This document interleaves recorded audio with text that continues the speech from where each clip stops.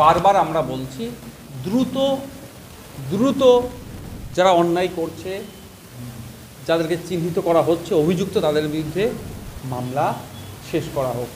অপদার্থ সিবিআই 90 দিনের মধ্যে চার্জশিট না দেওয়ার ফলে দুজন জামিন পেয়ে গেল। যে দুজনকে গ্রেফতার করেছিল তাদের নামে অভিযোগ ছিল তারা লার্জার কনস্পিরেন্সির সাথে তারা যুক্ত, তাহলে তাদেরকে কেন চার্জশিট দিল না? এর মধ্যে একাধিক কারণ থাকতে পারে। আমার যে 3টে কারণ সামনে এসছে, একটা হচ্ছে অর্থের বিনিময়ে।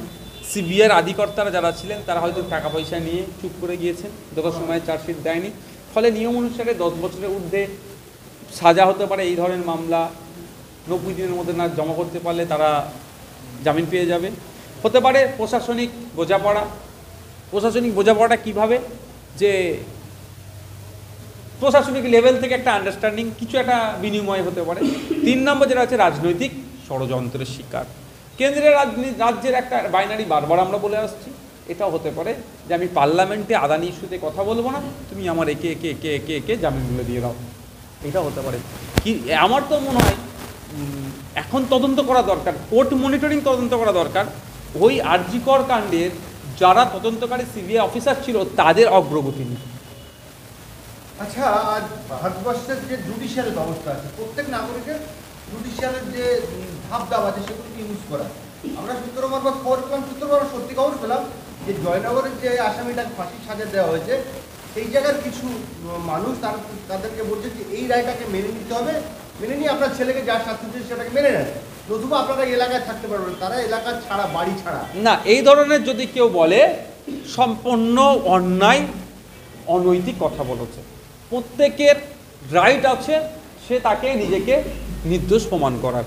যখন ঘটনা ঘটেছিল আমাদেরই নাবালিকা বোনের সাথে ধর্ষণ করে খুন করেছে, আমরাও ছুটে গিয়েছিলাম, সর্বপ্রথম গিয়ে প্রতিবাদ করেছি এবং দোষীর শাস্তির দাবি করেছি। আজকেও বলছি আমার নাবালিকা বোনটার সাথে যে অন্যায় করেছে, ধর্ষণ করে খুন করেছে, তাকে সর্বোচ্চ শাস্তি দেওয়া হোক। তা বলে এটা নয় আত্মপক্ষ সমর্থন করার কোনো জায়গা তাকে দেওয়া হবে না।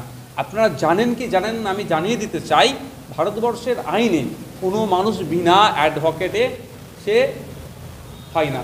এই কদিন আগে দেখলেন না, কাশ্মীর থেকে নাকি এসেছিল এখানে ক্যানিংয়ে, শওকত মোল্লার বাড়ির আশপাশে কোথাও এখানে যে কোনো একটা জায়গা হবে, শওকত মোল্লা সাহেবের বাড়ির কাছাকাছি কোথাও জায়গা থেকে পেয়েছে। ওই জাভেদের কিন্তু অ্যাডভোকেট আবার স্টেটের পক্ষ থেকে দাঁড়িয়েছিল। একজন অ্যাডভোকেট থাকবেই, বিনা অ্যাডভোকেটে কেউ হবে না। এবার হচ্ছে কুলতলি যে ঘটনা, কুলতলি ঘটনা সে যদি চায় সে জজ কোর্টে গিয়ে করতে পারে।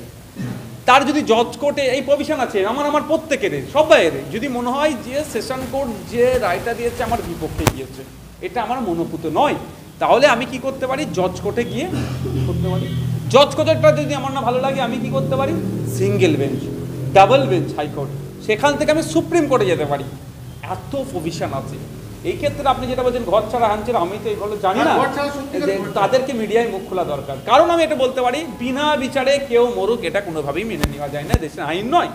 ছেলে দোষ শাস্তি করে থাকলে সর্বোচ্চ শাস্তি পাক, এর দাবি আমি তুলে ওখানে চিৎকার করেছি, আজকেও চিৎকার করছি। আমার নাবালিকা মনটাকে যে খুন করে ধর্ষণ করেছে তাকে দৃষ্টান্তমূলক শাস্তি দেওয়া হোক।